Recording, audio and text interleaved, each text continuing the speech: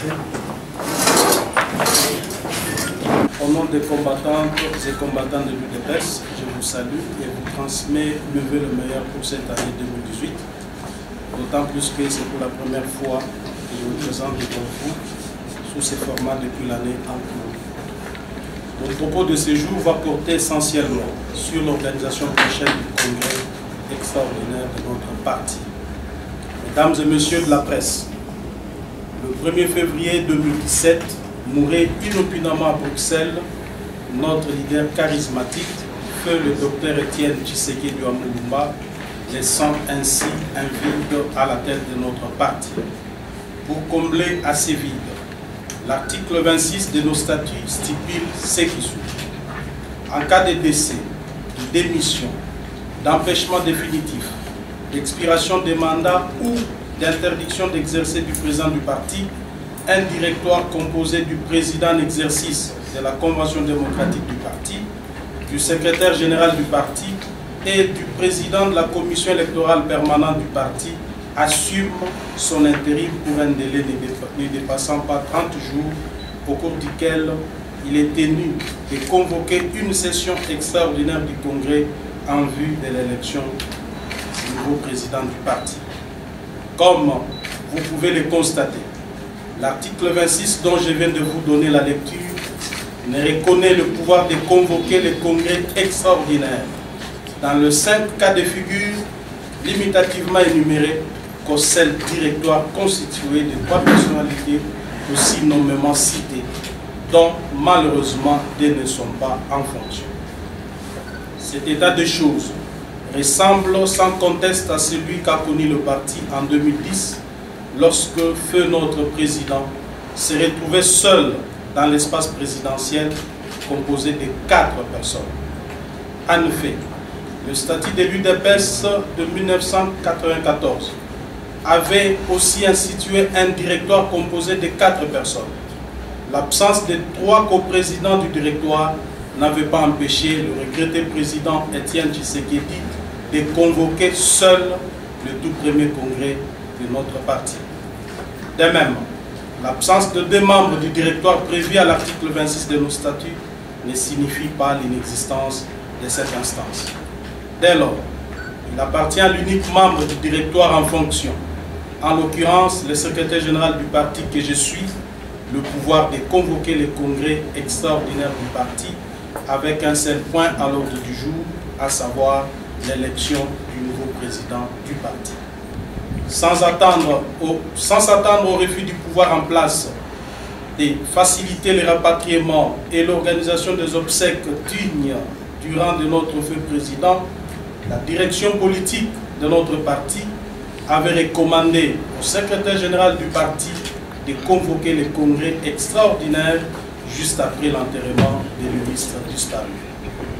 Fort malheureusement, en dépit des efforts par nous fournis en vue d'obtenir le rapatriement du corps de notre feu président Étienne Tshisekedi pour son inhumation au pays, nous avons été butés à la mauvaise foi du régime de Joseph Kabila qui a refusé catégoriquement d'accorder les autorisations nécessaires. Ce qui ne nous a pas permis d'organiser notre congrès extraordinaire dans le délai statutaire. Cet état de fait est indépendant de notre volonté et ce qu'on appelle en droit un cas de force majeure qui ne peut cependant nous empêcher d'aller finalement à ce congrès tant attendu par l'ensemble de notre base et du peuple congolais. C'est pourquoi, après avoir reçu et validé les rapports de la commission technique préparatoire du congrès extraordinaire de l'UDPS, j'annonce solennellement à l'opinion nationale et internationale la tenue prochaine des dits travaux du congrès qui se tiendront du 26 au 27 février 2018. Placé sous les thèmes « Un nouveau président de l'UDPS pour la continuité du combat du docteur Étienne Tshisekedi et la conquête du pouvoir en RDC ». Notre congrès extraordinaire se tiendra au siège national de notre parti, situé sur le petit boulevard Lumumba, numéro 2600, quartier résidentiel dans la commune de Lumété. Devant connaître la participation de 617 délégués de nos organes et structures du parti, En plus des 100 invités externes, les critères de participation à ces congrès extraordinaires sont les suivants. Être membre effectif du parti, détenir une carte de membre ou une quittance d'achat de la carte, être en règle de cotisation pour l'exercice 2017, être sur la liste des délégués. Les participants au congrès sont proposés par leurs structures respectives, procès-verbal de désignation faisant foi. Leurs listes sont déposées au bureau de la commission technique préparatoire du congrès extraordinaire qui les publie après approbation par la présidence du parti. Parce que, consacré à l'élection du nouveau président du parti, un critérium fixant le profil du candidat a été arrêté. Ainsi, les 9 conditions suivantes sont à respecter par les candidats présidents du parti. 1. Être de nationalité congolaise. 2. Être membre de l'UDPS depuis au moins 20 ans. 3. Avoir la carte de membre. 4. Justifier d'un niveau d'études égal au moins au graduat ou d'une expérience professionnelle et politique prouvée à travers un parcours régulier au sein de l'UDPS. 5. Être en règle de cotisation depuis 2011. 6. Être de bonne moralité. 7. Faire preuve d'une constance politique avérée au sein du parti. 8. N'ayant pas été sanctionné par les instances du parti pour vagabondage politique. 9. Enfin, avoir un domicile connu en République démocratique du Congo. À dater de ces jours, chaque membre de l'UDPS remplissant ces critères si haut énumérés et se sentant capable de servir le parti comme président est appelé à constituer son dossier qui sera déposé au bureau définitif du Congrès. Mesdames et messieurs de la presse, comme vous pouvez le deviner, notre congrès extraordinaire a nécessairement un coût. Le budget global pour sa réussite est évalué à 176 370 $. J'ai saisi cette occasion pour lancer un vibrant appel à chacun des combattantes et combattants du parti de serrer la ceinture et d'apporter sa contribution financière ou matérielle pour la réussite de ces travaux. Je demande aussi à toutes les personnes physiques ou morales de bonne volonté de nous apporter leur soutien divers pour la bonne tenue de notre congrès. Mesdames et messieurs de la presse, je vous remercie. Notre congrès, il est statutaire pour nous faire de telles propositions. À ma connaissance, Valentin Moubaki et Tchibala ne sont plus à l'UDPS. Chacun avait choisi sa voie. Je vous demande de ne plus prêter oreille aux propos de certaines personnes qui sont de nature à créer une diversion dans la tête des gens. C'est lui, je comprends bien. Je sais même celui qui a tenu ces propos. Est-ce que réellement, vous dites que c'est qu'il est sincère? Quand il parle, vous sentez qu'il était sincère? Parce qu'aujourd'hui, c'est clairement établi qu'il est avec le pouvoir. Comment va-t-il nous tendre la main, nous, qui sommes en contradiction avec le pouvoir? Nous qui estimons que le pouvoir de Kabila maintenant, actuellement, n'a pas sa raison d'être. Kabila doit partir. Et lui qui soutient Montekiss, qui continue à soutenir Kabila comme président de la République, et qui estime même que la manifestation pacifique consacrée dans notre constitution, pour l'instant, ne vaut pas la peine. Donc, il faut faire attention à des discours politiciens. Quelqu'un veut faire son show, il parle parce qu'il doit parler devant la presse, et la réalité. La réalité, c'est que ce monsieur n'est plus à l'UDPS. Il ne peut même pas nous tendre sa main, parce que nous ne la prendrons plus. Ici, nous parlons de l'UDPS.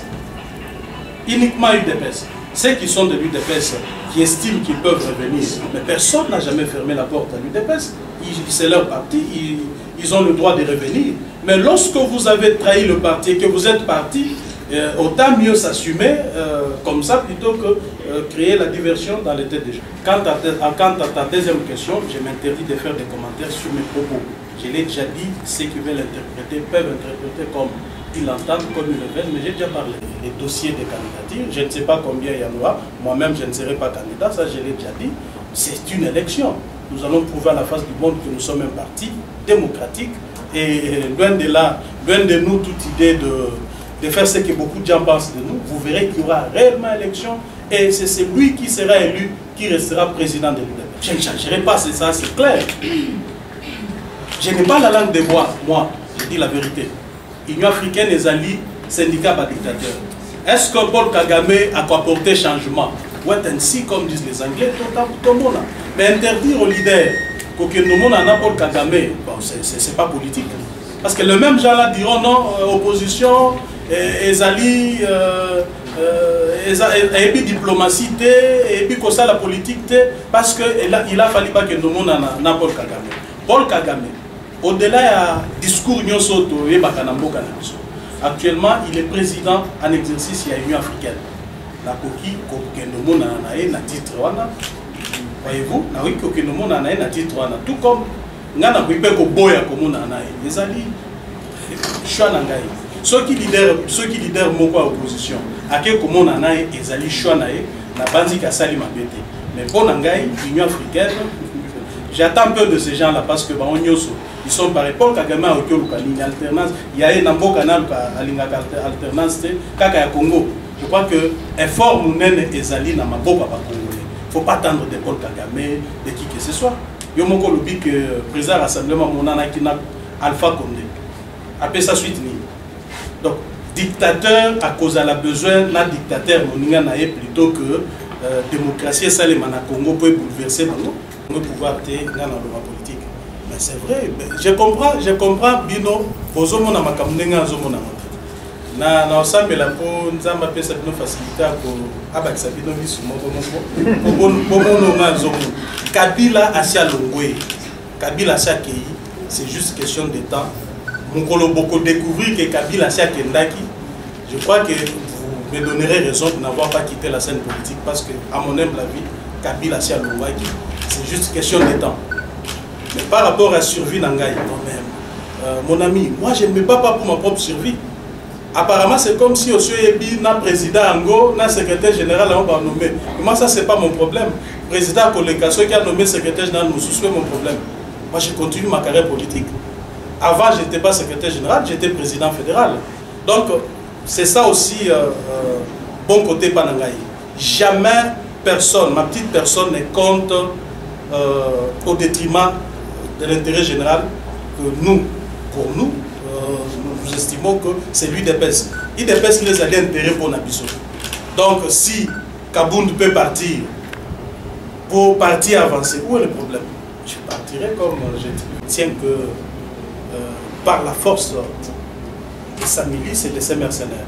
Mais en fait, il a déjà perdu le pouvoir. C'est comme, revenons un peu dans l'histoire. Mobutu était parti quand? Est-ce que c'est lorsque l'AFDEL entrait? Mobutu était parti bien plus longtemps qu'avant. Et Mobutu était déjà parti. Tout le monde savait que Mobutu était déjà parti. Mais il fallait maintenant chercher comment les faire partir pour que ceux qui ont deux yeux puissent voir. Mais ceux qui avaient 3-4 savaient voir que Mobutu n'avait plus le pouvoir, il était déjà parti. C'est la même situation avec Kabila, il est déjà parti. Je vous l'ai dit. Je n'ai pas l'intention de me dédier. Mais à la question de savoir si je serai candidat, je l'ai dit moi-même avant même que vous me posiez la question, je ne serai pas candidat. Pourquoi vous ne voulez pas me croire? Je ne serai pas candidat. Et je ne vois pas, personne ne m'interdit, je suis le mieux placé. Si j'avais bien besoin de briguer ce poste, je l'aurais fait. Personne ne m'interdirait. Moi-même, je sais pourquoi j'ai pris cette décision. Je ne se laisserai pas. En vue d'obtenir une transition sans Kabila, nous optons pour une transition sans Kabila.